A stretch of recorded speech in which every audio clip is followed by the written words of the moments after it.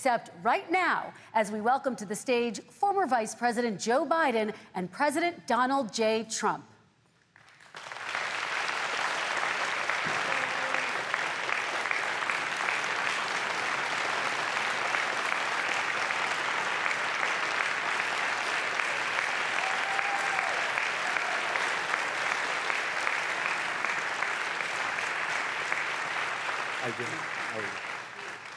And I do want to say a very good evening to both of you. This debate will cover 6 major topics. At the beginning of each section, each candidate will have 2 minutes uninterrupted to answer my first question. The debate commission will then turn on their microphone only when it is their turn to answer, and the commission will turn it off exactly when the 2 minutes have expired. After that, both microphones will remain on, but on behalf of the voters, I'm going to ask you to please speak one at a time. The goal is for you to hear each other and for the American people to hear every word of what you both have to say. And so with that, if you're ready, let's start. And we will begin with the fight against the coronavirus. President Trump, the first question is for you. The country is heading into a dangerous new phase. More than 40,000 Americans are in the hospital tonight with COVID, including record numbers here in Tennessee. And since the two of you last shared a stage, 16,000 Americans have died from COVID. So please be specific. How would you lead the country during this next stage of the coronavirus crisis? 2 minutes, uninterrupted. So, as you know, 2.2 million people modeled out were expected to die. We closed up the greatest economy in the world in order to fight this horrible disease that came from China. It's a worldwide pandemic. It's all over the world. You see the spikes in Europe and many other places right now. If you notice, the mortality rate is down 85%. The excess mortality rate is way down and much lower than almost any other country. And we're fighting it, and we're fighting it hard. There is a spike. There was a spike in Florida, and it's now gone. There was a very big spike in Texas. It's now gone. There was a very big spike in Arizona. It's now gone. And there are some spikes and surges in other places. They will soon be gone. We have a vaccine that's coming. It's ready. It's going to be announced within weeks, and it's going to be delivered. We have Operation Warp Speed, which is the military is going to distribute the vaccine. I can tell you from personal experience that I was in the hospital. I had it, and I got better. And I will tell you that I had something that they gave me, a therapeutic, I guess they would call it. Some people could say it was a cure. But I was in for a short period of time, and I got better very fast, or I wouldn't be here tonight. And now they say I'm immune. Whether it's 4 months or a lifetime, nobody's been able to say that, but I'm immune. More and more people are getting better. We have a problem that's a worldwide problem. This is a worldwide problem. But I've been congratulated by the heads of many countries on what we've been able to do. If you take a look at what we've done in terms of goggles and masks and gowns and everything else, and in particular ventilators. We're now making ventilators all over the world, thousands and thousands a month, distributing them all over the world. It will go away, and as I say, we're rounding the turn, we're rounding the corner. It's going away. Okay, former Vice President Biden, to you, how would you lead the country out of this crisis? You have 2 minutes uninterrupted. 220,000 Americans dead. If you hear nothing else I say tonight, hear this. Anyone who's responsible for not taking control, in fact, not saying I take no responsibility initially, anyone who's responsible for that many deaths should not remain as President of the United States of America. We're in a situation where there are 1,000 deaths a day now, 1,000 deaths a day, and there are over 70,000 new cases per day. Compared to what's going on in Europe, as the New England Medical Journal said, they're starting from a very low rate. We're starting from a very high rate. The expectation is we'll have another 200,000 Americans dead between now and the end of the year. If we just wore these masks, the president's own advisors have told him, we could save 100,000 lives. And we're in a circumstance where the president thus far and still has no plan, no comprehensive plan. What I would do is make sure we have everyone encouraged to wear a mask all the time. I would make sure we move in the direction of rapid testing, investing in rapid testing. I would make sure that we set up national standards as to how to open up schools and open up businesses so they can be safe and give them the wherewithal, the financial resources to be able to do that. We're in a situation now where the New England Medical Journal, one of the most serious journals in the whole world, said for the first time ever that the way this president has responded to this crisis has been absolutely tragic. And so, folks, I will take care of this. I will end this. I will make sure we have a plan.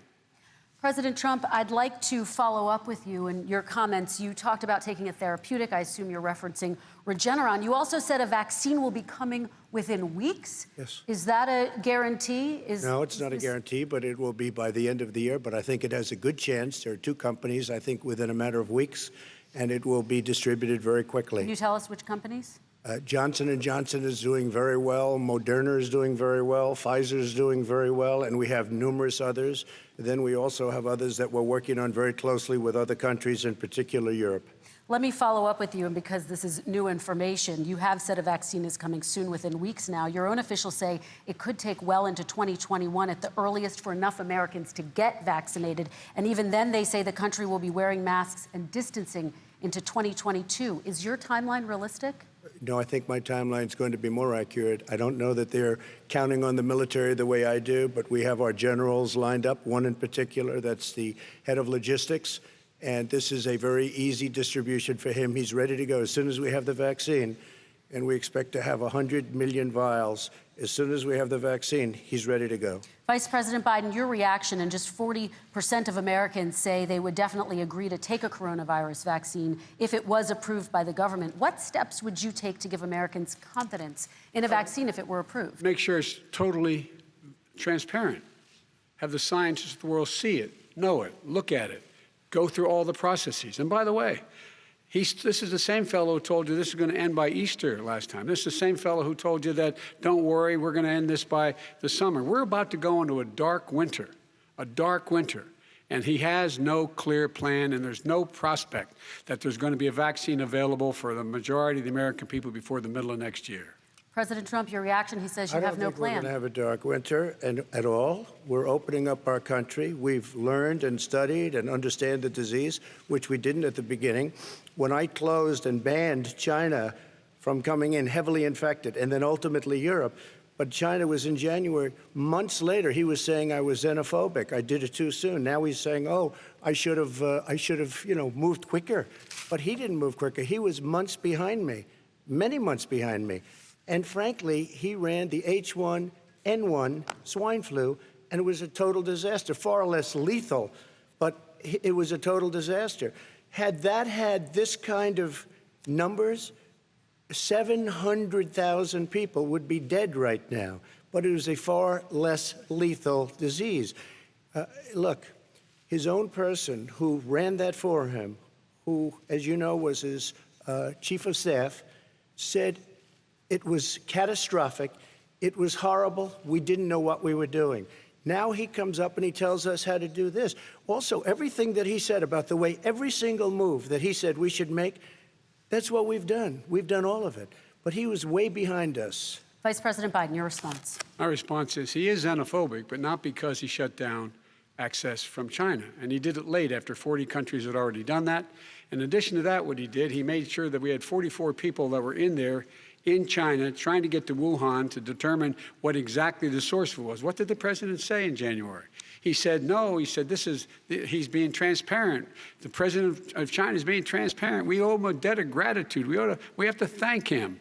And then what happened was we started talking about using the Defense Act to make sure we go out and get whatever is needed out there to protect people.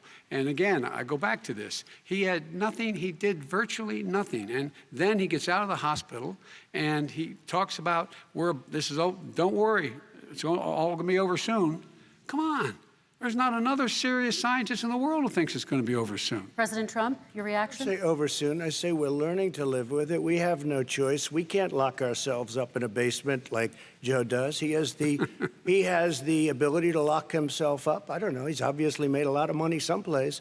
but he has this thing about living in a basement. People can't do that. By the way, I, as the president, couldn't do that. I'd love to put myself in the basement or in a beautiful room in the White House and go away for a year and a half until it disappears.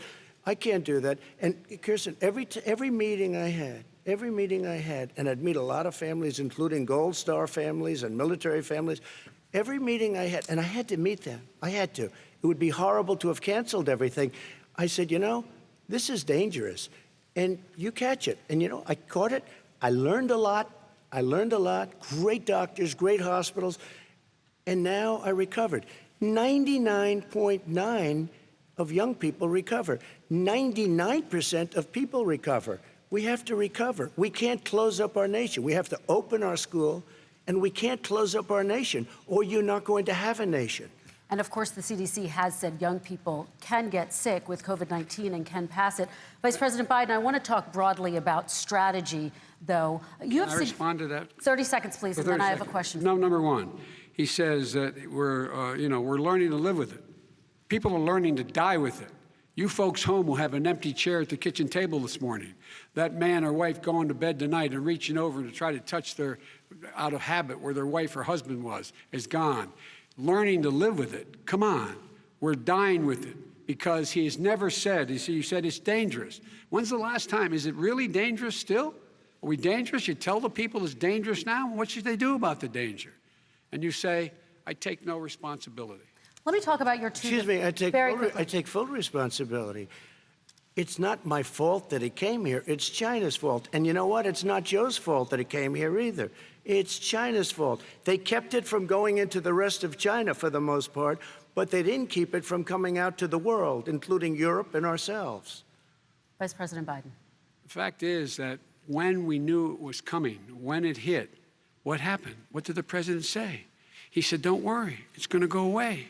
Be gone by Easter. Don't worry. The warm weather. Don't worry. Maybe inject bleach. He said he was kidding when he said that, but a lot of people thought it was serious. A whole range of things the president has said. Even today, he thinks we are in control. We're about to lose 200,000 more people. President Trump. Look, perhaps just to finish this, I was kidding on that, but just to finish this, when I closed, he said I shouldn't have closed. And that went on for months. Nancy Pelosi said the same thing. She was dancing on the streets in Chinatown in San Francisco. But when I closed, he said, this is a terrible thing, you're xenophobic. I think he called me racist even, and because I was closing it to China. Now he says I should have closed it earlier. It just, Joe, it doesn't work. I didn't say either of those things. You certainly did. You certainly did. I talked about a xenophobia in a different context. It wasn't about closing the border to Chinese coming to the United States. All right, I want to talk about both of your different strategies to handling He thought this. I shouldn't have closed the border. Well, that's obvious. Do you want to respond to that quickly, Vice President Biden? Okay. Let's talk about your different strategies toward dealing with this. Mr. Vice President, you suggested you would support new shutdowns if scientists recommended it. What do you say to Americans who are fearful that the cost of shutdowns, the impact on the economy, the higher rates of hunger, depression, domestic and substance abuse outweighs the risk of exposure to the virus? What I would say is I'm going to shut down the virus, not the country. It's his ineptitude that caused the country to have to shut down in large part. Why businesses have gone under, why schools are closed, why so many people have lost their living, and why they're concerned. Those other concerns are real. That's why he should have been, instead of in a sand trap in his golf course, he should have been negotiating with Nancy Pelosi and the rest of the Democrats and Republicans about what to do about the acts they were passing for billions of dollars to make sure people had the capacity. But you haven't ruled out more shutdowns. Well, no, I'm not shutting down the neighborhood, but there are, look, you need standards. The standard is if you have a reproduction rate in a community that's above a certain level, everybody says, slow up, more social distancing, do not open bars and do not open gymnasiums, do not open until you get this under control, under more control. But when you do open, give the people the capacity to be able to open and have the capacity to do it safely. For example, schools. Schools, they need a lot of money to open. They need to deal with ventilation systems. They need to deal with smaller classes, more teachers, more pods. And he's refused to support that money, or at least up to now. Let's talk about schools. President Trump, I think we have to respond, if I might. Please, and then I have a follow-up. Thank you, and I appreciate that. Look, all he does is talk about shutdowns, but forget about him. His Democrat governors, Cuomo in New York, you look at what's going on in California, you look at Pennsylvania, North Carolina, Democrats all, they're shut down so tight and they're dying. They're dying. And he supports all these people. All he talks about is shutdowns. No, we're not going to shut down, and we have to open our schools. And it's like, as an example, I have a young son. He also tested positive. By the time I spoke to the doctor the second time, he was fine. It just went away.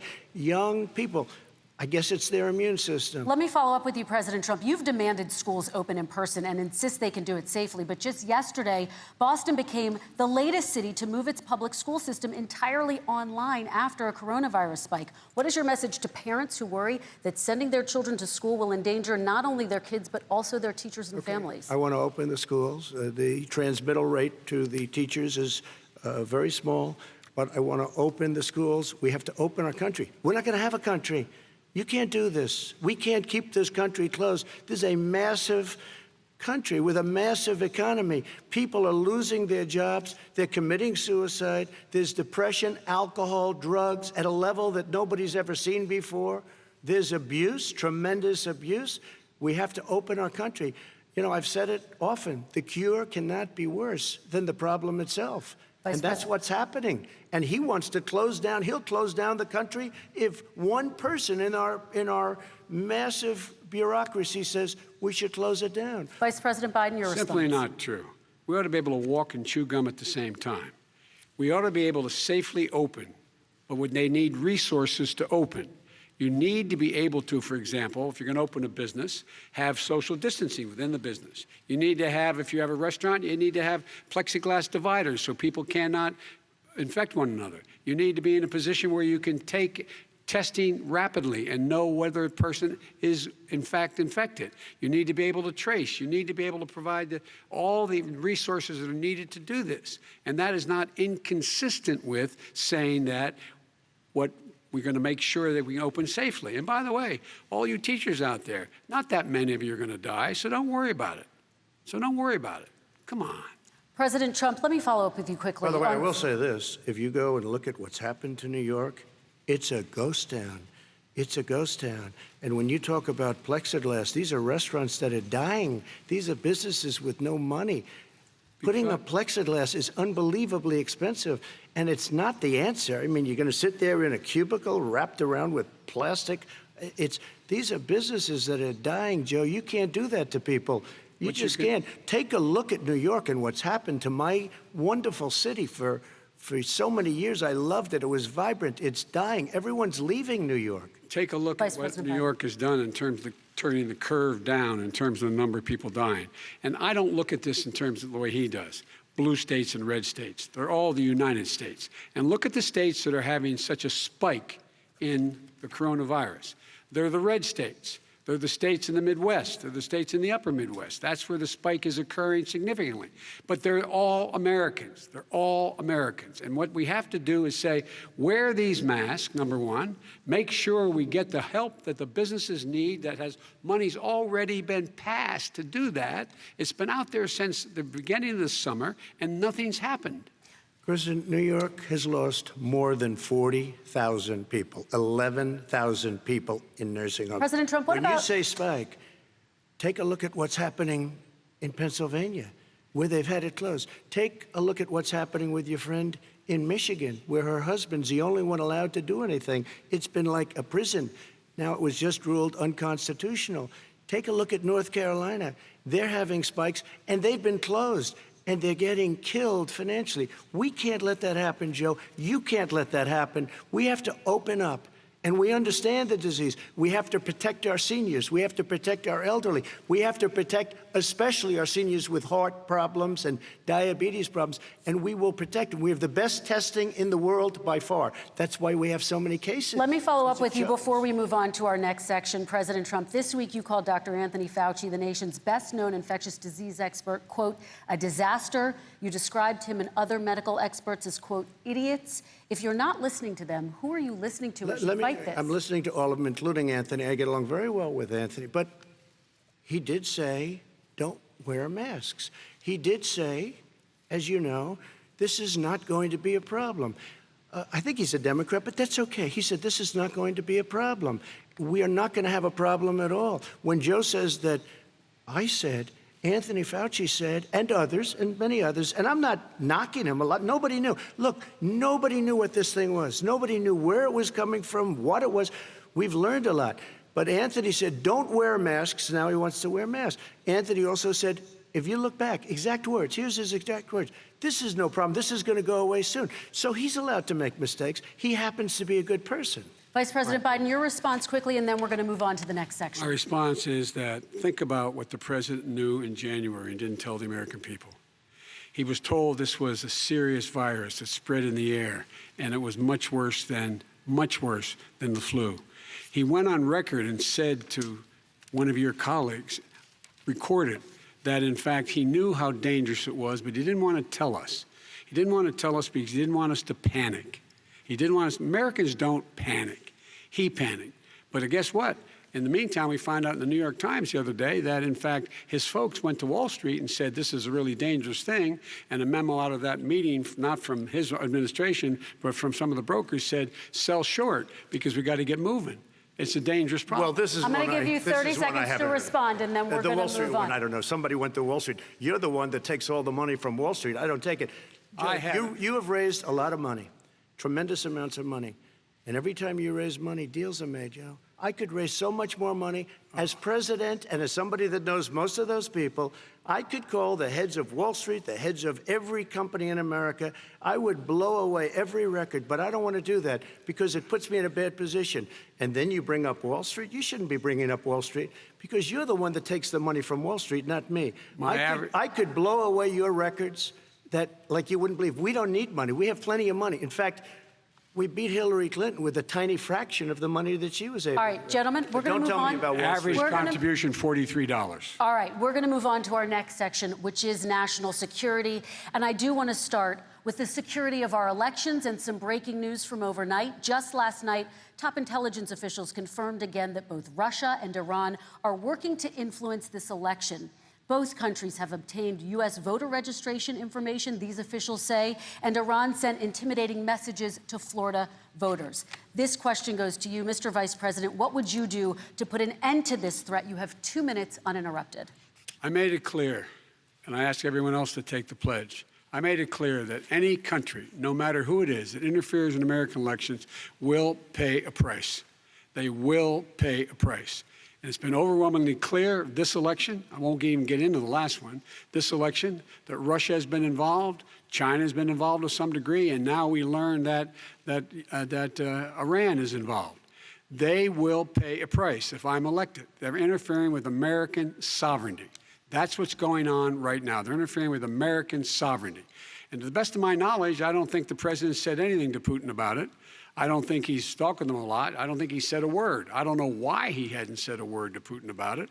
And I don't know what he has recently said, if anything, to the Iranians. My guess is he'd probably be more outspoken with regard to the Iranians. But the point is this, folks. We are in a situation where we have foreign countries trying to interfere in the outcome of our election. His own national security advisor told him that what is happening with his buddy, I will.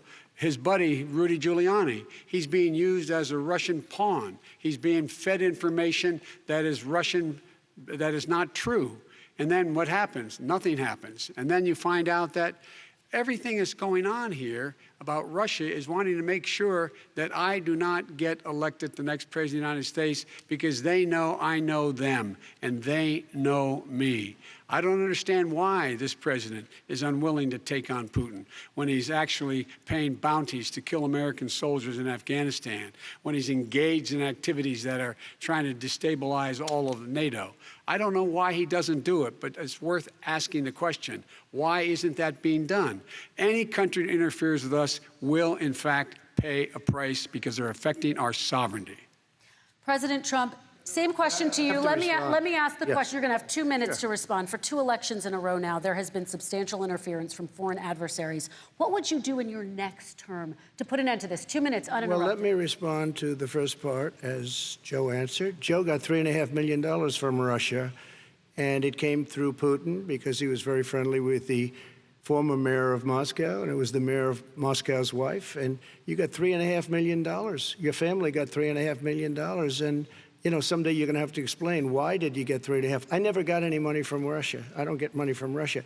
Now, about your thing last night, I knew all about that, and through John Ratcliffe, who is fantastic, DNI, he said, the one thing that's common to both of them, they both want you to lose, because there has been nobody tougher to Russia. Between the sanctions, nobody tougher than me on Russia. Between the sanctions, between all of what I've done with NATO, you know, I've got the NATO countries to put up an extra $130 billion, going to $420 billion a year. That's to guard against Russia. I sold, while he was selling pillows and sheets, I sold tank busters to Ukraine. There has been nobody tougher on Russia than Donald Trump. And I'll tell you, they were so bad. They took over the submarine port. You remember that very well. During your term, during you and Barack Obama, they took over a big part of what should have been Ukraine. You handed it to them, but you were getting a lot of money from Russia. They were paying you a lot of money, and they probably still are. But now, with what came out today, it's even worse. All of the emails, the horrible emails of the kind of money that you were raking in, you and your family. And Joe, you were vice president when some of this was happening, and it should have never happened. And I think you owe an explanation to the American people. Why is it? Somebody just had a news conference a little while ago who was essentially supposed to work with you and your family, but what he said was damning. And regardless of me, I think you have to clean it up and talk to the American people. Maybe you can do it right now. Vice President Biden, you may respond. 30 seconds. And then I do want to follow up on the election security. I have not taken a penny from any foreign source ever in my life. We learned that this president paid 50 times the tax in China, has a secret bank account with China, does business in China, and in fact is talking about me taking money. I have not taken a single penny from any country whatsoever, ever. Number one. Number two, this is a president, I have released all of my tax returns, 22 years. Go look at them. 22 years of my tax return. You have not released a single solitary year of your tax return. What are you hiding? Why are you unwilling? The foreign countries are paying you a lot. Russia's paying you a lot. China's paying you a lot. And your hotels and all your businesses all around the country, all around the world. And China's building a new road to a new a golf course you have overseas. So what's going on here? Why don't release your tax return or stop talking about corruption? President Trump, your response. First of all, I called my accountants under audit. I'm going to release them as soon as we can. I want to do it, and it'll show how successful, how great this company is. But much more importantly than that, people were saying $750. I asked them a week ago, I said, what did I pay? They said, sir, you prepaid tens of millions of dollars. I prepaid my tax. Tens over the last number of years. Tens of millions of dollars I prepaid because at some point they think it's an estimate. They think I may have to pay tax. So I already prepaid it. Nobody told me that. Did your accountant Nobody tell told you that. release Excuse them? me. And it wasn't written whenever they write this. They keep talking about $750, which I think is a filing fee. But let me just tell you, I prepaid millions and millions of dollars in taxes. Number one. Number two, I don't make money from China. You do. I don't make money from Ukraine. You do. I don't make money from Russia.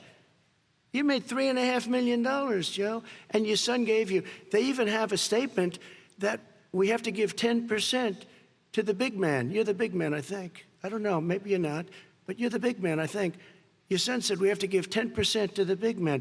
Joe, what's that all about? It's terrible. All right, gentlemen, I want to ask you both some questions about all of this, but I'm going to let you both respond very quickly. You just said you spoke to your accountant about potentially releasing your taxes. Did he tell you when you can release them? Do you have a deadline for when you're going to release them to the American people? I get treated worse than the Tea Party got treated. Because I have a lot of people in there, deep down in the IRS, they treat me horribly. We made a deal, it was all settled until I decide to run for president. I get treated very badly by the IRS, very unfairly. But we had a deal all done. As soon as we're completed with the deal, I want to release it. But I have paid millions and millions of dollars, and it's worse than paying. I paid in advance. It's called prepaying your taxes. I paid in advance. I want to ask you both about questions regarding your potential foreign entanglements and questions that have been raised to give you both a chance to talk about this more broadly. Respond very quickly, and then I'll get to my question. Why did he's been saying this for 4 years? Show us. Just show us. Stop playing around. You've been saying for 4 years you're going to release your taxes. Nobody knows it, Mr. President. What they do know is you're not paying your taxes, or you're paying taxes that are so low. When last time he said what he paid, he said, I only pay that little because I'm smart. I know how to game the system. Come on, folks. Very quickly, President Trump, and then I want to get to two questions to both of you on this. I was put through a phony witch hunt for 3 years. It started before I even got elected. They spied on my campaign. No president should ever have to go through what I went through. Let me just say this. Mueller and 18 angry Democrats and FBI agents all over the place spent $48 million. They went through everything I had, including my tax returns, and they found absolutely no collusion and nothing wrong. $48 million. I guarantee you, if I spent $1 million on you, Joe, I could find plenty wrong. Because the kind of things that you've done and the kind of monies that your family has taken, I mean, your brother made money in Iraq, millions of dollars. Your other brother made a fortune, and it's all through you, Joe. And they say you get some of it, and you do live very well. You have houses all over the place. You live very well. All right, gentlemen, let me just ask some questions about all of this broadly. Vice President Biden, there have been questions about the work your son has done in China and for a Ukrainian energy company when you were vice president. In retrospect, was anything about those relationships inappropriate or unethical? Nothing was unethical. Here's what the deal. With regard to Ukraine, we had this whole question about whether or not, because he was on the board, I later learned of a Burisma, a company, that somehow I had done something wrong. Yet every single solitary person, when he was going through his impeachment, testifying under oath who worked for him, said, I did my job impeccably. I carried out U.S. policy. Not one single solitary thing was out of line. Not a single thing, number one.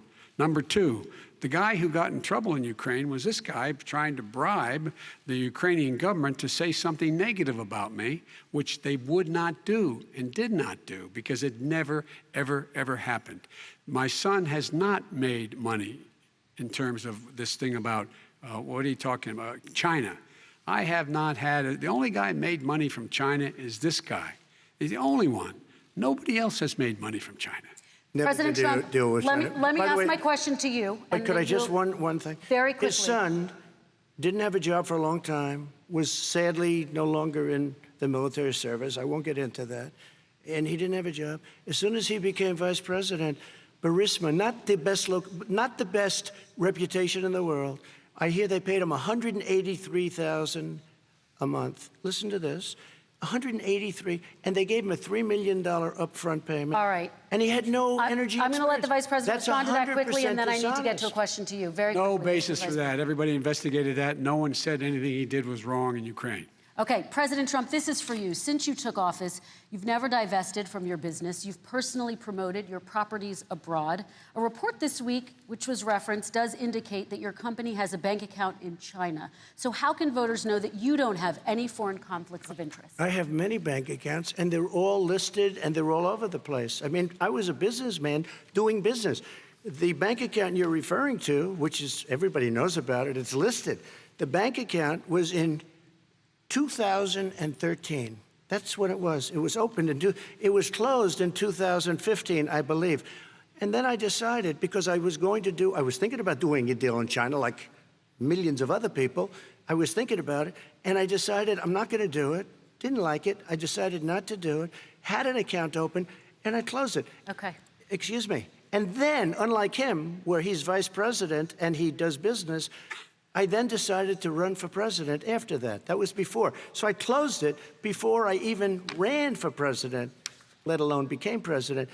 Big difference. He is the vice president of the United States, and his son, his brother, and his other brother are getting rich. They're like a vacuum cleaner. They're sucking up money every President Trump, place thank he you. goes. We do need to move on. I do want to ask you, Vice President Biden, about China. Let's talk about China more broadly. Of course, President Trump has said that they should pay for not being fully transparent in regards to the coronavirus. If you were president, would you make China pay? And please be specific, what would that look like? What I'd make China do is play by the international rules, not like he has done.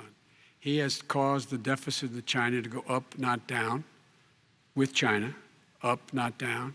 We are making sure that in order to do business in China, you have to give all your intellectual property. You have to have a partner in China. It's 51%. We would not do that at all, number one. Number two, we're in a situation where China would have to play by the rules internationally as well. When I met with Xi, when I was still vice president, he said we're setting up air identification zones in the South China Sea. You can't fly through them. I said we're going to fly through them. We just flew B-52, B-1 bombers through it. We're not going to pay attention. They have to play by the rules. And what's he do? He embraces guys like the thugs like in North Korea and the Chinese president and Putin and others, and he pokes his finger in the eye of all of our friends, all of our allies. We make up we're 25% of the world's economy. We need to be having the rest of our friends with us saying to China, these are the rules. You play by them or you're going to pay the price for not paying by them economically. That's the way I will run it. And that's what we did in upholding steel tariffs and a range of other things when we were president and vice president. All right, let's talk about North Korea. Excuse me, no, I have to respond to that. Okay. Very quickly, and then we're going to move on to North Korea. With $1.5 billion from China to manage after spending 10 minutes in office and being in Air Force Two, number one. Number two, there's a very strong email talking about your family wanting to make $10 million a year for introductions. President Trump, on China policy, though, what specifically are you going to do? What specifically are you going to do to make China pay? You've said you're going to make them pay. China is paying. They're paying billions and billions of dollars. I just gave $28 billion. New sanctions? I just gave $28 billion to our farmers. Taxpayers' money. It's what? Taxpayers' money. Didn't come from China. You know the taxpayer it's called China. China paid $28 billion, and you know what they did to pay it, Joe? They devalued their currency, and they also paid up. And you know who got the money? Our farmers, our great farmers, because they were targeted. You never charged them anything. Also, I charged them 25% on dumped steel because they were killing our steel industry. We were not going to have a steel industry. Okay. And now we have a steel industry. Okay, Vice President Biden, your response, please. My response is, look, this isn't about, there's a reason why he's bringing up all this malarkey. There's a reason for it. He doesn't want to talk about the substantive issues. It's not about his family and my family. It's about your family. And your family's hurting badly. If you're making less than, if you're a middle-class family, you're getting hurt badly right now. You're sitting at the kitchen table this morning deciding, well, we can't get new tires, they're bald because we have to wait another month or so. Or are we going to be able to pay the mortgage? Or who's going to tell her she can't go back to community college? They're the decisions you're making in the middle-class families like I grew up in Scranton and Claymont. They're in trouble. We should be talking about your families, but that's the last thing he wants to talk about. I want to talk about North Korea. Excuse me, just I do want to turn to please. 10 seconds, Mr. President. That's 10 a seconds. typical political statement. Let's get off this China thing, and then he looks, the family, around the table, everything. Just a typical politician when I see that. Let's talk about North Korea. I'm not a typical politician. Okay, that's why I got elected. Let's get off the subject of China. Let's talk sitting around the table. All right. Come on, Joe, you can do better. We're going to talk about North Korea now. President Trump, you've met with North Korean leader Kim Jong-un 3 times. You've talked about your beautiful letters with him. You've touted the fact that there hasn't been a war or a long-range missile test. And yet North Korea recently rolled out its biggest ever intercontinental ballistic missile and continues to develop its nuclear arsenal. Do you see that as a betrayal of the relationship you forged? Just 30 seconds here because we need to get on to the next So when I met with Barack Obama, we sat in the White House right at the beginning, had a great conversation. It was supposed to be 15 minutes, and it was well over an hour. He said the biggest problem we have with North Korea. He indicated we will be in a war with North Korea. Guess what? It would be a nuclear war, and he does have plenty of nuclear capability. In the meantime, I have a very good relationship with him. Different kind of a guy, but he probably thinks the same thing about me. We have a different kind of a relationship. We have a very good relationship, and there's no war. And, you know, about 2 months ago, he broke into a certain area. They said, oh, there's going to be trouble. I said, no, they're not, because he's not going to do that. And I was right. Look, instead of being in a war where millions of people, Seoul, you know, is 25 miles away, Millions and millions, 32 million people in Seoul.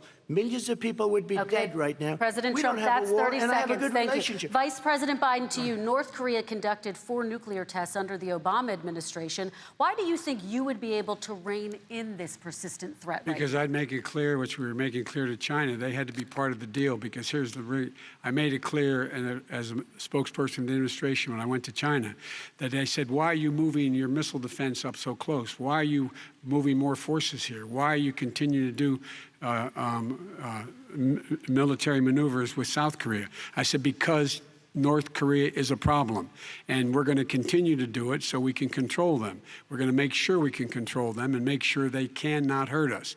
And so if you want to do something about it, step up and help. If not, it's going to continue. What has he done? He's legitimized North Korea. He's talked about his good buddy, who's a thug, and he talks about how we're better off. And they have much more capable missiles, able to reach U.S. territory much more easily than ever did before. Let me follow up with you, Vice President Biden. You've said you wouldn't meet with Kim Jong-un without preconditions. Are there any conditions under which you would meet with him? On the condition that he would agree that he would be drawing down his nuclear capacity to get the Korean Peninsula should be nuclear-free zone.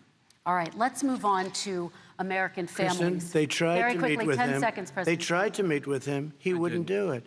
He didn't like Obama. He didn't like him. He wouldn't do it. Okay, I know got to for give him a fact they chance to tried. respond to that He before we wouldn't move do on. it. And that's okay.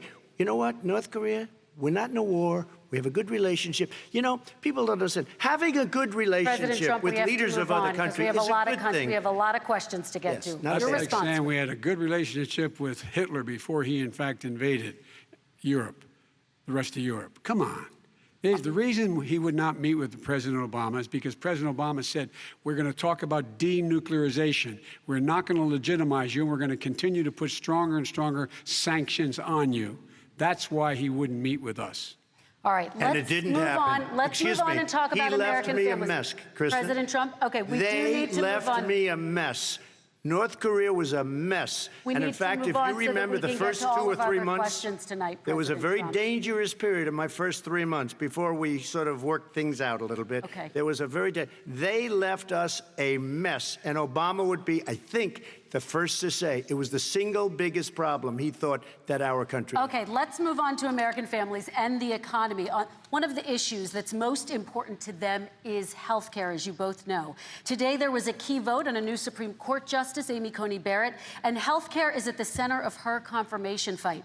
Over 20 million Americans get their health insurance through the Affordable Care Act. It's headed to the Supreme Court, and your administration, Mr. President, is advocating for the court to overturn it.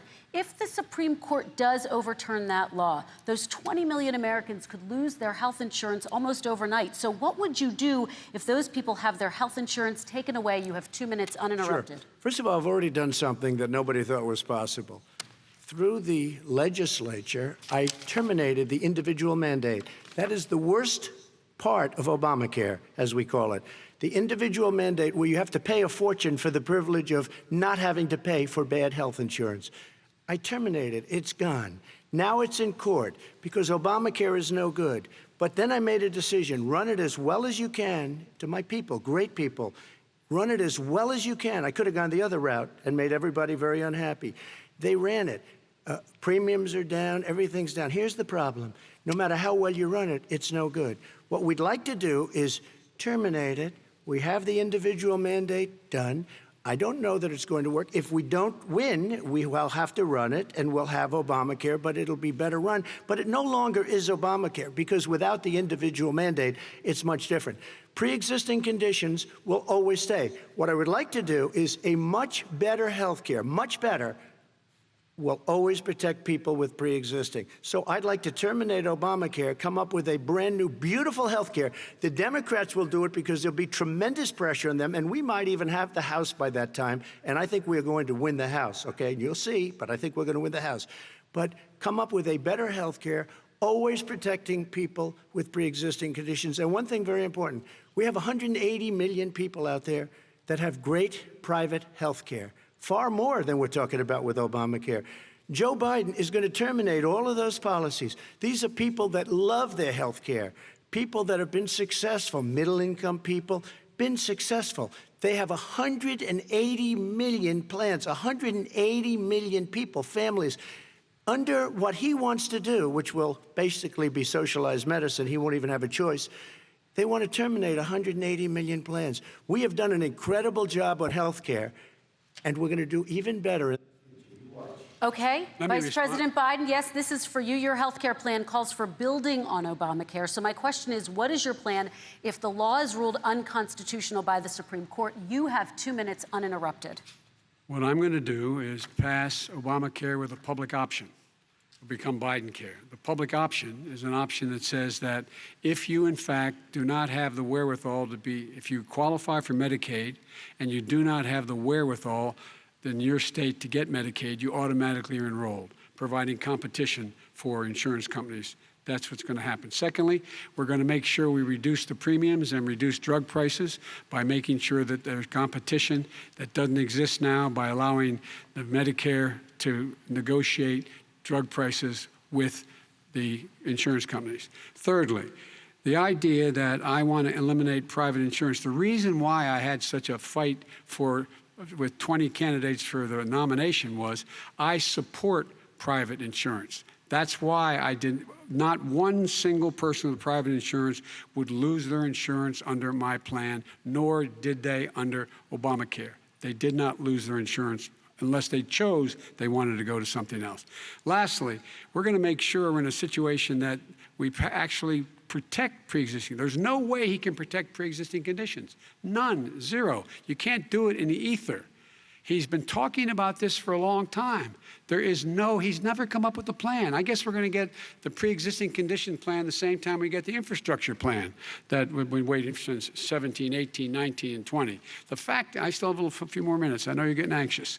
The fact is that he's already cost the American people, because of his terrible handling of the COVID virus and the economic spillover, 10 million people have lost their private insurance. And he wants to take away 22 million more people who have it under Obamacare, and over 110 million people with pre-existing conditions. And all the people from COVID are going to have pre-existing conditions. What are they going to do?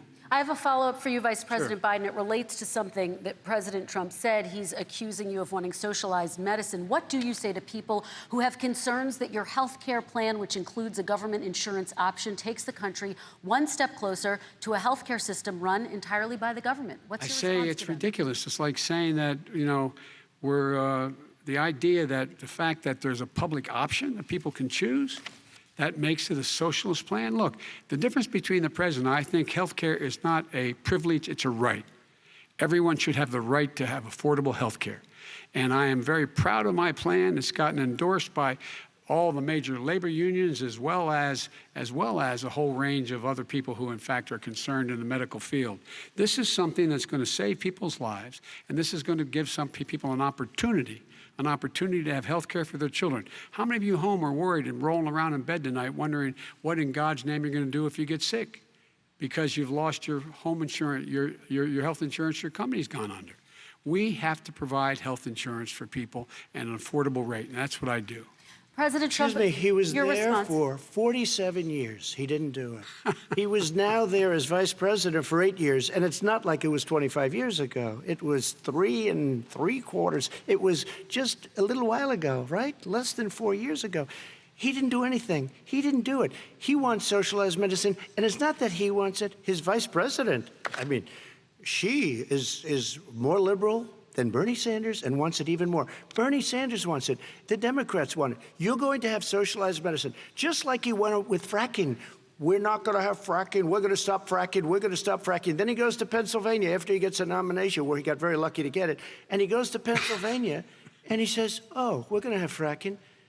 And you never asked that question. And by the way, so far, I respect very much the way you're handling this, I have to say. By the way. But somebody should ask the question. You can ask. He goes for a year. There will be no fracking. We have a number of topics. No, but that's a big question. We're going to get to. It's the same thing with socialized medicine. I have to respond. Vice President, your response, please. My response is people deserve to have affordable health care, period. Period, period, period. And the Biden care proposal will, in fact, provide for that affordable health care, lower premiums. What we're going to do is going to cost some money. It's going to cost over $750 billion over 10 years to do it. And they're going to have lower premiums. You can buy into the better plans, the cheaper plans, lower your premiums, deal with unexpected billing, and have your drug prices drop significantly. He keeps talking about it. He hasn't done a thing for anybody on health care. Not a thing. Kristin, when Very he quickly, says, then I want to talk about what's happening on Capitol Hill. He's talking about socialized medicine and when he and healthcare. When he talks about a public option, he's talking about destroying your Medicare, totally destroying, and destroying your Social Security.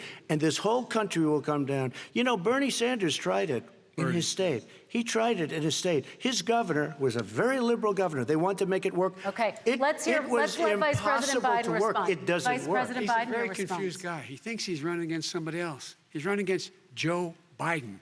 I beat all those other people because I disagreed with them. Joe Biden he's running against. And the idea that we're in a situation that they're going to destroy Medicare, this is the guy that the actuary at Medicare said, if in fact, at Social Security, if in fact he continues to withhold his plan to withhold the tax on Social Security will be bankrupt by 2023 with no way to make up for it. This is the guy who's tried to cut Medicare.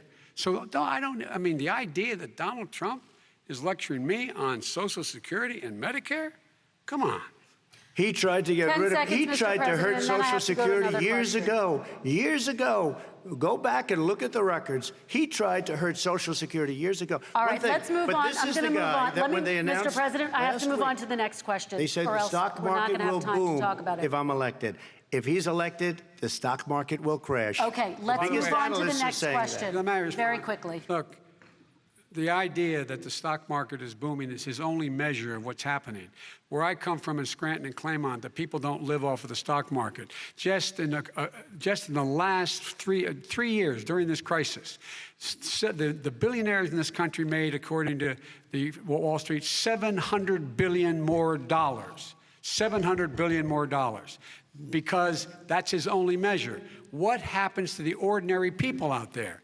What happens to them? Let's talk about what's happening on Capitol Hill. We're going to move on. 401ks are through the roof. We're going to move on. Stock are through the roof. All right. And he doesn't come from Scranton. That's like he lived there for a short period of time before he even knew it. We're going to move on to the next question. And the people of Pennsylvania will show you that. Let me move on to my next question, gentlemen. Understand. As of tonight, more than 12 million people are out of work. And as of tonight, 8 million more Americans have fallen into poverty, and more families are going hungry every day. Those hit hardest are women and people of color.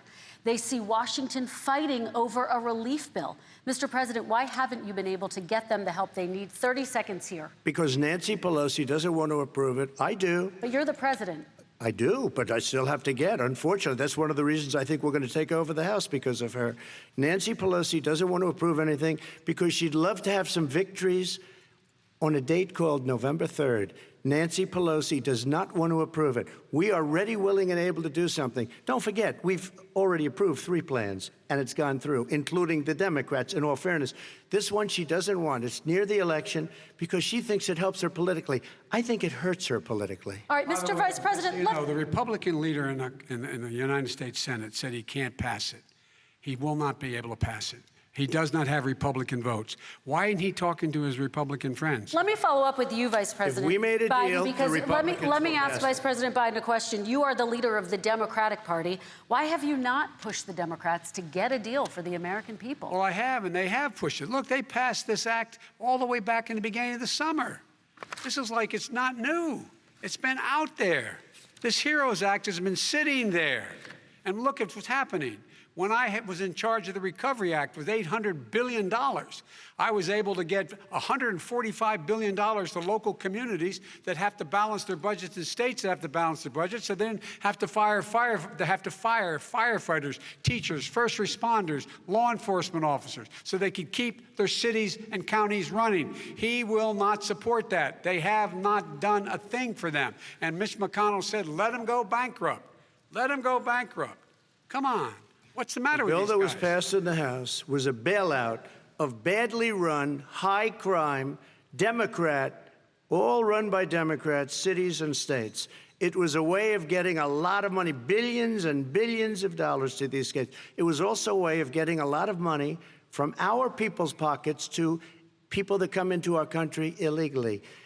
We were going to take care of everything for them. And what that does, and I'd love to do that, I'd love to help them, but what that does, everybody all over the world will start pouring into our country. We can't do it. This was a way of taking care of them. This was a way of spending on things that had nothing to do with COVID, as per your question. But it was really a big bailout for badly run Democrat cities and states. All right, If I get elected, I'm running as a proud Democrat, but I'm going to be an American president. I don't see red states and blue states.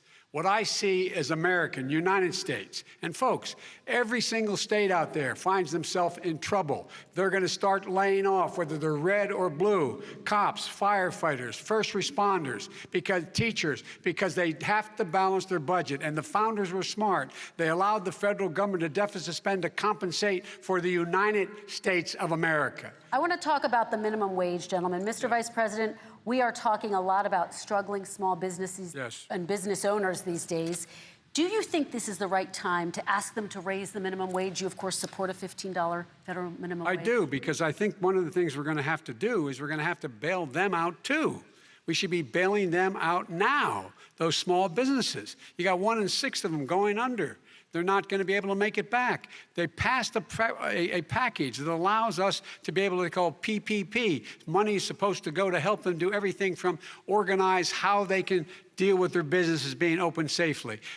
Schools, how they can make classrooms smaller, how they can hire more teachers, how they can put ventilation systems in. They need the help. The businesses as well as the schools need the help. But these guys will not help them. Is not giving them any of the money. We are going to move on to immigration, one thing very but I quickly, want he to said get we your have to help our small businesses by raising the minimum wage. That's not helping. I think it should be a state option. Alabama is different than New York. New York is different from Vermont. Every state is different. It should be a state option. You said very recently. We have to help. It's very important. We have to help our small businesses.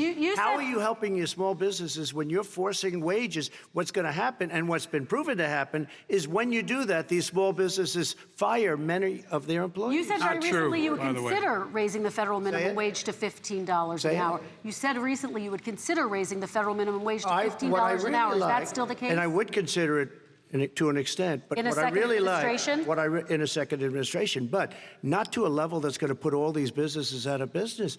It should be a state option. Look, I've lived in different places. I know different places. They're all different. Some places, $15 is not so bad. In other places, other states, $15 would be Okay, President ruinous. Trump, thank you. Quick response, Vice President Biden.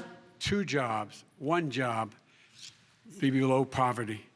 People are making $6, $7, $8 an hour. These first responders, we all clap for as they come down the street because they've allowed us to make it. What's happening? They deserve a minimum wage of $15. Anything below that puts you below the poverty level. And there is no evidence that when you raise the minimum wage, businesses go out of business. That is simply not true. We're going to talk about immigration. We're going to talk about immigration now, gentlemen, and we're going to talk about families within this context. Mr. President, your administration separated children from their parents at the border, at least 4,000 kids. You've since reversed your zero-tolerance policy, but the United States can't locate the parents of more than 500 children. So how will these families ever be reunited? Children are brought here by coyotes and lots of bad people, cartels, and they're brought here, and they used to use them to get into our country. We now have as strong a border as we've ever had.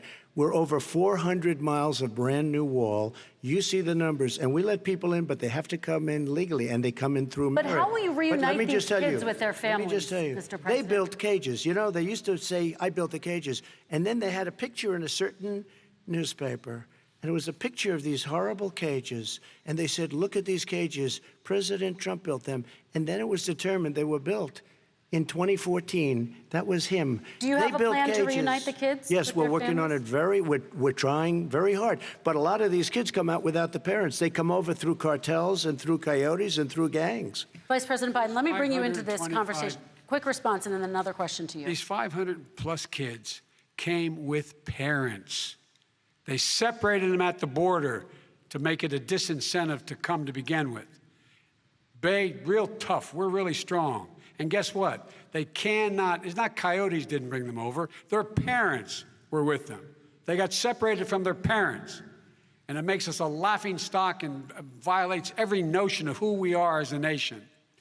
Let me ask you a follow-up Kristin, question. they did it. We changed the policy. Your response they to that? They did it. We changed. did not They built the separate cages. They, who built the cages, Joe? Let's talk about what who we're built talking the cages, about. Joe? Let's talk about what we're talking about. What happened? Parents were ripped, their kids were ripped from their arms and separated. And now they cannot find over 500 sets of those parents, and those kids are alone. Nowhere to go.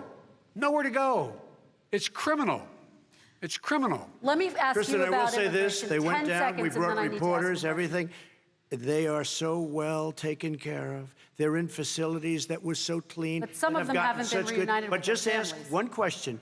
Who built the cages? I'd love you to ask him that. Who built the cages? Let me ask about your immigration policy, Mr. Vice President. The Obama administration did fail to deliver immigration reform, which had been a key promise during the administration. It also presided over record deportations as well as family detentions at the border before changing course. So why should voters trust you with an immigration overhaul now?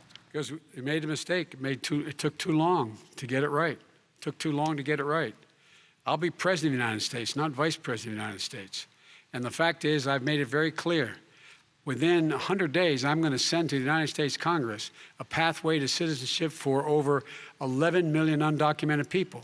And all of those so-called dreamers, those DACA kids, they're going to be immediately certified again to be able to stay in this country and put on a path to citizenship.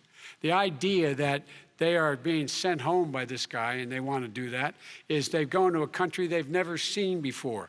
I can imagine you're 5 years old, your parents are taking you across the Rio Grande River, and it's illegal. And you say, oh, no, Mom, leave me here. I'm not going to go with you. They've been here. Many of them are model citizens. Over 20,000 of them are first responders out there taking care of people during this crisis. We owe them. We owe them. Kristin, he had 8 years to do what he said he was going to do. And I've changed without having a specific. We got rid of catch and release. We got rid of a lot of horrible things that they put in and that they lived with. But he had 8 years he was vice president.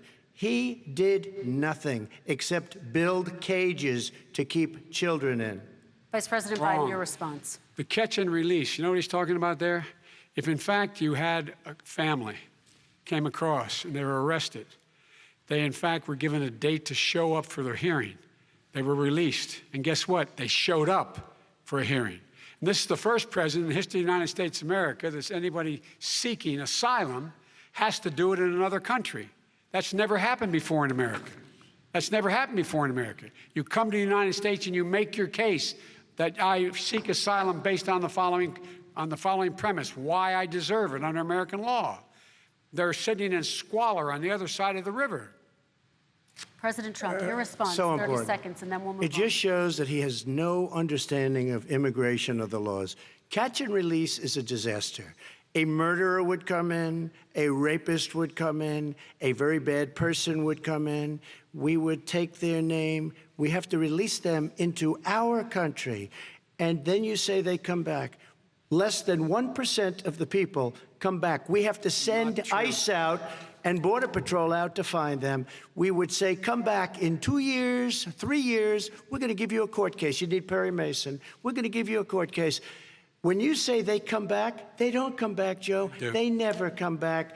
Only the really, I hate to say this, but those with the lowest IQ, they might come back. Okay, President Trump, let's give Vice President Biden a chance to respond, and then we're going to move on to the next section. You don't know the law, Joe. Vice President Biden, your response. Know the law, what he's telling you is simply not true. Well, check it out. They don't come back. Check it out. All right, let's move on. But we don't have to worry about it because they section. terminated it, so we don't have to worry about it Let's anymore. move on to the next And you have section. 525 kids not knowing where in God's name they're going to be and lost their parents. Go ahead. All right. Let's talk about our next section, which is race in America. And I want to talk about the way Black and brown Americans experience race in this country. Part of that experience is something called the talk. It happens regardless of class and income. Parents who feel they have no choice but to prepare their children for the chance that they could be targeted, including by the police, for no reason other than the color of their skin.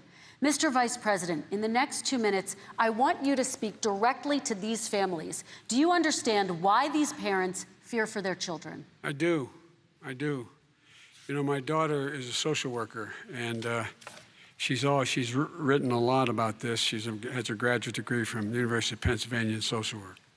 And you know, one of the reasons why I ended up working on the east side of Wilmington, Delaware, which is 90% African American, was to learn more about what was going on. I never had to tell my daughter, if she's pulled over, make sure she puts, for a traffic stop, put both hands on top of the wheel and don't reach for the glove box because someone may shoot you. But a black parent, no matter how wealthy or how poor they are, has to teach their child, when you're walking down the street, don't have a hoodie on when you go across the street. Making sure that you, in fact, if you get pulled over, just yes, sir, no, sir, hands on top of the wheel, because you are, in fact, the victim, whether you're a person making child of a $300,000 a year person or someone who's on food stamps. The fact of the matter is, there is institutional racism in America. And we have always said, we've never lived up to it, that we hold these truths to be self-evident. All men and women are created equal. But guess what?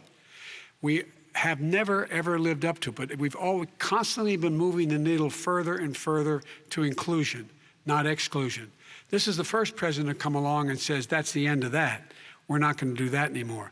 We have to provide for economic opportunity, better education, better health care, better access to schooling, better access to opportunity to borrow money to start businesses. All the things we can do, and I've laid out a clear plan as to how to do those things, just to give people a shot. It's about accumulating the ability to have wealth as well as it is to be free from violence.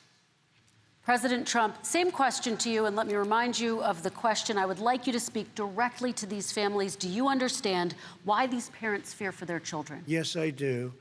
And again, he's been in government 47 years. He never did a thing except in 1994 when he did such harm to the black community. And they were called, and he called them super predators. And he said that. He said it, super predators. And they have never lived that down. 1994, your crime bill, the super predators.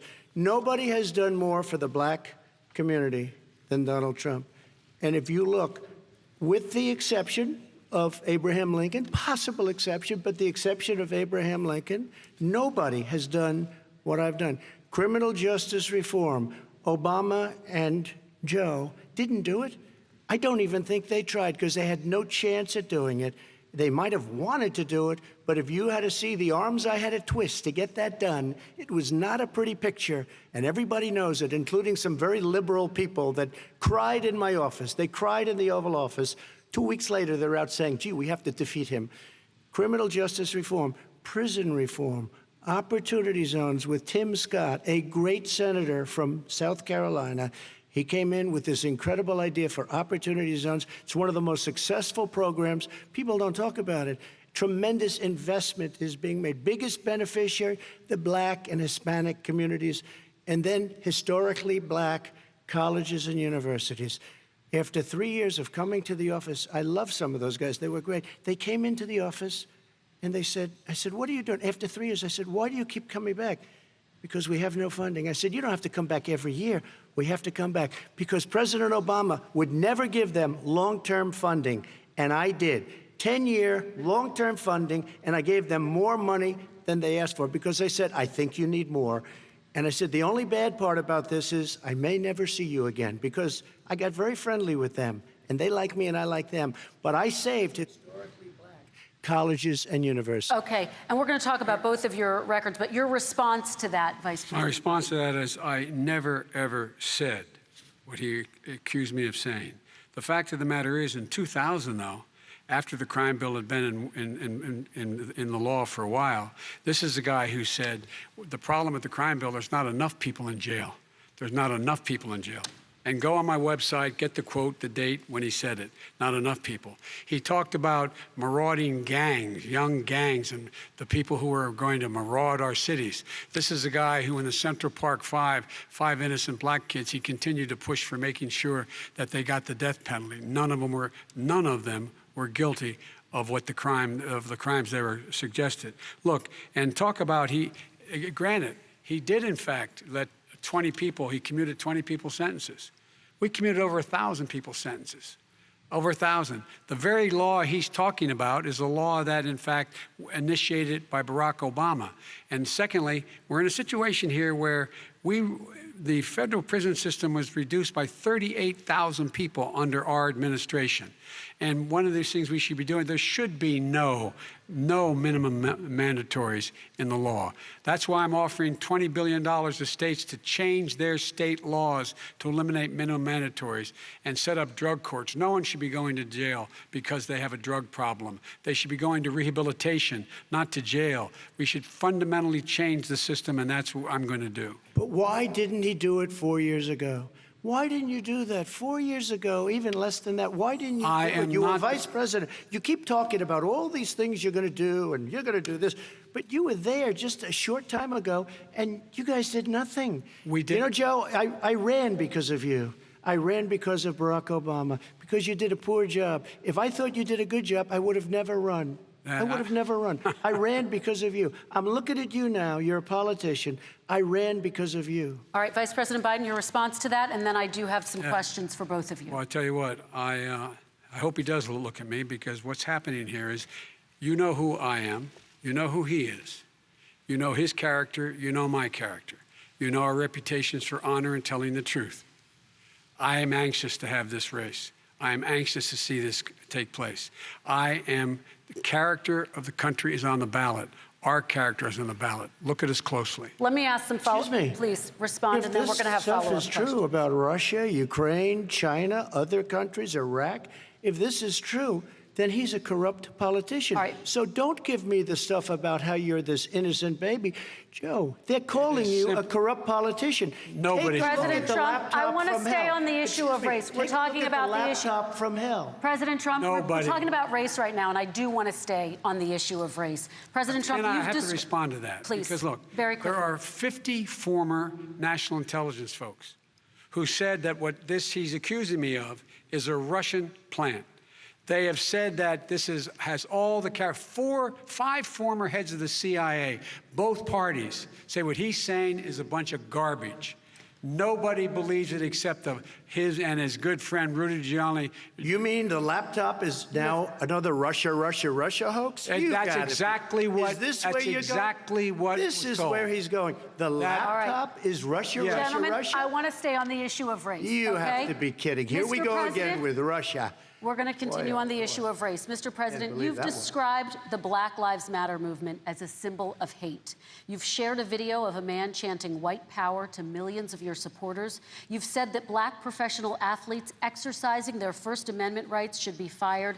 What do you say to Americans who say that kind of language from a president is contributing to a climate of hate and racial strife? Well, you have to understand, the first time I ever heard of Black Lives Matter, they were chanting pigs in a blanket, talking about police. Pigs, talking about our police. Pigs in a blanket, fry them like bacon. I said, that's a horrible thing. And they were marching down the street. And that was my first glimpse of Black Lives Matter. I thought it was a terrible thing. As far as my relationships with all people, I think I have great relationships with all people. I am the least racist person in this room. Well, what do you say to Americans who are concerned by that rhetoric? I don't know. I mean, I don't know what to say. I got criminal justice reform done, and prison reform, and opportunity zones. I took care of black colleges and universities. I don't know what to say. They can say anything. I mean, they can say anything. It makes me sad, because I am the least racist person. I can't even see the audience because it's so dark. But I don't care who's in the audience. I'm the least racist person in this room. Okay. Vice President Biden, let me ask you very quickly, and then I have a follow-up question for you. Abraham Lincoln here is one of the most racist presidents we've had in modern history. He pours fuel on every single racist fire. Every single one. Started off his campaign coming down the escalator saying he's going to get rid of those Mexican rapists. He's banned Muslims because they're Muslims. He has moved around and made everything worse across the board. He says about the poor boys, last time we were on stage here, he said, I told them to stand down and stand ready. Come on. This guy is a dog whistle about as big as a foghorn. President Trump, I'm going to give you 10 seconds to respond, and then I have a follow-up question. You made a reference to Abraham Lincoln. Where did that come in? I mean, You said you're Abraham Lincoln. No, where did that? No. You said, I said not since Abraham Lincoln has anybody done what I've done for the black community. And I'm saying, I didn't say I'm Abraham Lincoln. I said not since Abraham Lincoln has anybody done what I've done for the black community. Now, you have done nothing other than the crime bill, which put oh, God, tens of thousands of black men, mostly, in jail. All right, let me and you know what? ask They Vice remember it President because if you Biden look a at what's question. happening with the voting right now, Let me ask they Vice remember President that Biden you treated them about very, very badly. Just take a look at what's happening out there. Vice President Biden, let me give you a chance to respond within this context. Crime bills that you supported in the 80s and 90s contributed to the incarceration of tens of thousands of young black men who had small amounts of drugs in their possession. They are sons, they are brothers, they're fathers, they're uncles, whose families are still to this day, some of them suffering the consequences. So speak to those families. Why should they vote for you? one of the things is that in the 80s, we passed 100%, all 100 senators voted for it, a bill on drugs and how to deal with drugs. It was a mistake. I've been trying to change it since then, particularly the portion on cocaine. That's why I've been arguing that, in fact, we should not send anyone to jail for a pure drug offense. They should be going into treatment across the board. That's what we should be spending money on. That's why I set up drug courts, which were never funded by our Republican friends. They should not be going to jail for a drug or an alcohol problem. They should be going into treatment. That's what we've been trying to do. That's what I'm going to get done, because I think the American people have now seen that, in fact, it was a mistake to pass those laws relating to drug. But they were not in the crime bill. But why didn't he get it done? See, it's all talk, no action with these politicians. Why didn't he get it done? That's what I'm going to do when I become president. You were vice president, along with Obama as your president, your leader, for 8 years. Why didn't you get it done? You had 8 years to get it done. Now you're saying you're going to get it done because you're all talk and no action, Jim. We got a lot of it done. We released 38,000. We got 38,000 prisoners left from the. You got nothing done. 38,000 prisoners were released from federal prison. There were over 1,000 people who were given clemency. In fact, we're the ones that put in the legislation saying we could look at pattern and practice of police departments and what they were doing, how they were conducting themselves. I could go on, but we began the process. We lost an election. That's why I'm running, to win back that election and change his terrible policy. I just asked one question. Why didn't you do it in the 8 years, a short time ago? Why didn't you do it? You just said, I'm going to do that, I'm going to do this.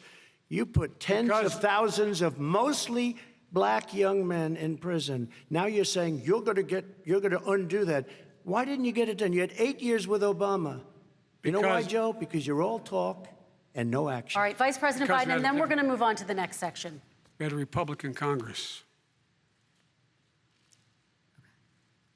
That's the answer. Well, you got to talk them into it, Joe. Sometimes all right. You got to talk them into it. We're going to move on to our next section, like I did with criminal justice reform. I had to talk Democrats into it. Gentlemen, we're running out of time, so we got to get on to climate change, please. You both have very different visions on climate change. President Trump, you say that environmental regulations have hurt jobs in the energy sector. Vice President Biden, you have said you see addressing climate change as an opportunity to create new jobs. For each of you, how would you both combat climate change and support job growth at the same time? Starting with you, President Trump, you have 2 minutes uninterrupted. So we have the Trillion Trees program. We have so many different programs. I do love the environment, but what I want is the cleanest, crystal clear water, the cleanest air. We have the best, lowest number in carbon emissions, which is a big standard that I notice Obama goes with all the time. Not Joe. I haven't heard Joe use the term because I'm not sure he knows what it represents or means, but I have heard Obama use it. And we have the best carbon emission numbers that we've had in 35 years under this administration. We are working so well with industry, but here's what we can't do. Look at China, how filthy it is. Look at Russia. Look at India. It's filthy. The air is filthy. The Paris Accord, I took us out because we were going to have to spend trillions of dollars, and we were treated very unfairly. When they put us in there, they did us a great disservice. They were going to take away our businesses. I will not sacrifice tens of millions of jobs, thousands and thousands of companies because of the Paris Accord. It was so unfair. China doesn't kick in until 2030. Russia goes back to a low standard, and we kicked in right away. It would have destroyed our businesses. So, you ready? We have done an incredible job environmentally. We have the cleanest air, the cleanest water, and the best carbon emission standards that we've seen in many, many years. Vice President And we Biden. haven't destroyed our industries. Vice President Biden, 2 minutes to you, uninterrupted. Climate change and climate warming, the global warming, is an existential threat to humanity. We have a moral obligation to deal with it. And we're told by all the leading scientists in the world we don't have much time. We're going to pass the point of no return within the next 8 to 10 years. 4 more years of this man eliminating all the regulations that were put in by us to clean up the climate, to limit limit of emissions will put us in a position where we're going to be in real trouble. Here's where we have a great opportunity. I was able to get both all the environmental organizations as well as labor, the people worried about jobs, to support my climate plan. Because what it does, it will create millions of new good-paying jobs. We're going to invest in, for example, 50,000 charging stations on our highways so that we can own the electric car market of the future. In the meantime, China is doing that. We're going to be in a position where we're going to see to it that we're going to take 4 million existing buildings and 2 million existing homes and retrofit them so they don't leak as much energy, saving hundreds of millions of barrels of oil in the process and creating significant number of jobs. And by the way, the whole idea of what this is all going to do, it's going to create millions of jobs, and it's going to clean the environment. Our health and our jobs are at stake. That's what's happening. And what right now, by the way, Wall Street firms indicated that my plan will in fact create 18.6 million jobs, 7 million more than his. This is from Wall Street. And I'll create $1 trillion more in economic growth than his proposal does. Not on climate, just on the economy. President Trump, you're They came out and said very strongly, $6,500 will be taken away from families under his plan, that his plan is an economic disaster. If you look at what he wants to do, you know, if you look at his plan, his environmental plan, you know who developed it? AOC plus 3. They know nothing about the climate. I mean, she's got a good line of stuff, but she knows nothing about the climate. And they're all hopping through hoops for AOC plus 3. Look, their real plan costs $100 trillion. If we had the best year in the history of our country for 100 years, we would not even come close to a number like that. When he says buildings, they want to take buildings down because they want to make bigger windows into smaller windows. As far as they're concerned, if you had no window, it would be a lovely thing. This is the craziest plan that anybody has ever seen. And this wasn't done by smart people. This wasn't done by anybody. Frankly, I don't even know how it can be good politically. Right. They want to spend $100 trillion. That's their real number. He's trying to say it was 6. It's $100 trillion. They want to knock down buildings and build new buildings with little, tiny, small windows. I mean, and many other things. Okay. And many other things. Let me have the Vice President respond, and we're running out of time, and we have a lot more questions to get to. So let's hear from the Vice President. I have a number more questions. I don't know where he comes from. I don't know where he comes up with these numbers. Queens. $100 trillion. Give me a break. This plan is endorsed by every major environmental group and every labor group. Labor. Because they know the future lies. The future lies in us being able to breathe, and they know there are good jobs in getting us there. And by the way, the fastest growing industry in America is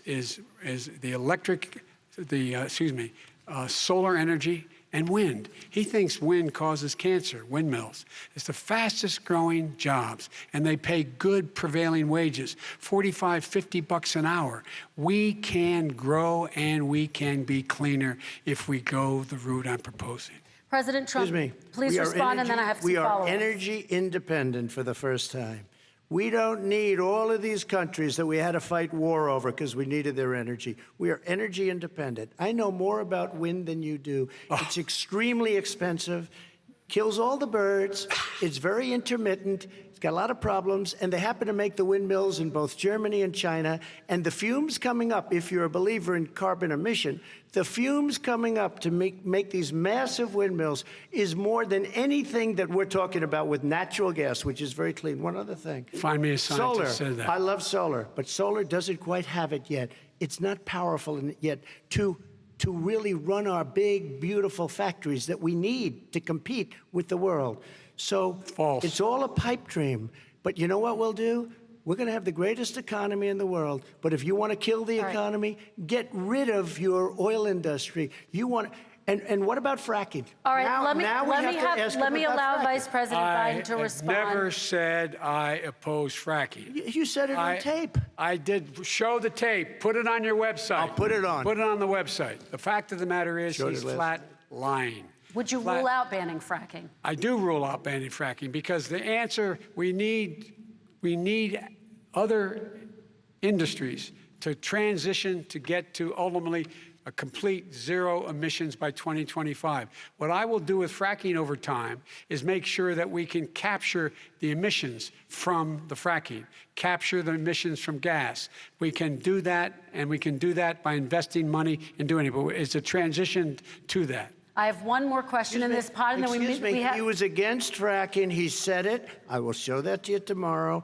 I am against fracking. Until he got the nomination, went to Pennsylvania, then he said, but you know what, Pennsylvania? He'll be against it very soon because his party is totally against it. Fracking on federal land, I said. No fracking and/or oil on federal land. Let me ask this final question in this section, and then I want to move on to our final section.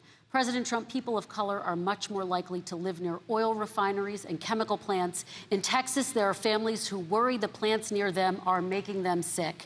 Your administration has rolled back regulations on these kinds of facilities. Why should these families give you another 4 years in office? The families that we're talking about are employed heavily, and they're making a lot of money, more money than they've ever made. If you look at the kind of numbers that we produce for Hispanic, for Black, for Asian, it's 9 times greater, the percentage gain, than it was under, in 3 years, than it was under 8 years of the 2 of them, to put it nicely. 9 times more. Now, somebody lives, I have not heard the numbers or the statistics that you're saying, but they're making a tremendous amount of money economically. We saved it, and I saved it again a number of months ago when oil was crashing because of the pandemic. We saved it. We got, say what you want about relationship, we got Saudi Arabia, Mexico, and Russia to cut back, way back. We saved our oil industry, and now it's very vibrant again. And everybody has very inexpensive gasoline. Remember Vice President Biden, your response, and then we're going to have a final question for both of you. My response is that those people live on what they call fence lines. He doesn't understand this. They live near chemical plants that, in fact, pollute, chemical plants and oil plants and refineries that pollute. I used to live near that when I was growing up in Claymont, Delaware. And there are more oil refineries in Marcus Hook and the Delaware River than there is any place, including in Houston at the time. When my mom get in the car when there was first frost to drive me to school, turn in the windshield wiper, there'd be oil slick in the window. That's why so many people in my state were dying and getting cancer. The fact is, those frontline communities, it doesn't matter what you're paying them, it matters how you keep them safe. What do you do? And you impose restrictions on the pollutions, the pollutants coming out of those fence line communities. Okay, I have one final question. Would he close down the oil industry? It falls. Would you close down the oil industry? By the way, I would transition from the oil industry, yes. Oh, I will that's transition. a big statement. It is a big statement. That's a because big statement. I would stop. Why would you do that? Because the oil industry pollutes significantly. I see. And here's the deal. But That's you a can't big do statement. that. Well, if you let me finish the statement, because it has to be replaced by renewable energy over time. Over time. And I'd stop giving to the oil industry, I'd stop giving them federal subsidies. He won't give federal subsidies to the gas, excuse me, to solar and wind. Yeah. Why are we giving it to oil industry? We actually do give it to solar and wind. We And have that's one maybe the final biggest question. statement in terms of business. That's the biggest statement. Okay. Because We have basically one what he's final saying question, is he is Mr. going to President. destroy the oil industry. Will you remember that, Texas? Will you remember that, Pennsylvania, Oklahoma? Vice President Biden, let me give you 10 seconds to respond, and then Ohio. I have to get to the final question. Vice President Biden. He takes everything out of context, but the point is, look, we have to move toward a net zero emissions. The first place to do that by the year 2035 is in energy production, by 2050 totally. All right. One Is he final going to get question China to both to do of it? you. No, we're finished with this. Is he We going have to to get move on China to to our do it? final question. No, We have to I'm move going on to to our final rejoin Paris question. Accord and make China abide by what they agreed to. All right, That'll this cost you is $1 about trillion. leadership, gentlemen. And this first question does go to you, President Trump. Imagine this is your inauguration day. What will you say in your address to Americans who did not vote for you? You'll each have 1 minute, starting with you, Mr. We have to make a country totally successful as it was prior to the plague coming in from China. Now we're rebuilding it, and we're doing record numbers, 11.4 million jobs in a short period of time, et cetera. But I will tell you, go back. Before the plague came in, just before, I was getting calls from people that were not normally people that would call me. They wanted to get together. We had the best black unemployment numbers in the history of our country. Hispanic, women, Asian, people with diplomas, with no diplomas, MIT graduates, #1 in the class. Everybody had the best numbers. And you know what? The other side wanted to get together. They wanted to unify. Success is going to bring us together. We are on the road to success. But I'm cutting taxes, and he wants to raise everybody's taxes, and he wants to put new regulations on everything. He will kill it. If he gets in, you will have a depression, the likes of which you've never seen. Your 401ks will go to hell, and it'll be a very, very sad day for this country. All right. Vice President Biden, same question to you. What will you say during your inaugural address to Americans who did not vote for you? I will say, I'm an American president. I represent all of you, whether you voted for me or against me. And I'm going to make sure that you're represented. I'm going to give you hope. We're going to move. We're going to choose science over fiction. We're going to choose hope over fear. We're going to choose to move forward because we have enormous opportunities to make things better. We can grow this economy. We can deal with the systemic racism. And at the same time, we can make sure that our economy is being run and moved and motivated by clean energy, creating millions of new jobs. And that's the fact. That's what we're going to do. And I'm going to say, as I said at the beginning, what is on the ballot here is the character of this country: decency, honor, respect, treating people with dignity, making sure that everyone has an even chance. And I'm going to make sure you get that. You haven't been getting it the last 4 years. All right. I want to thank you both for a very robust hour and a half, a fantastic debate. Really appreciate it. President Trump, former Vice President Joe Biden, thank you to Belmont University for hosting us tonight. And most importantly, thank you to those watching tonight. Election Day is November 3rd. Don't forget to vote. Thank you, everyone, and have a great night. Thank you.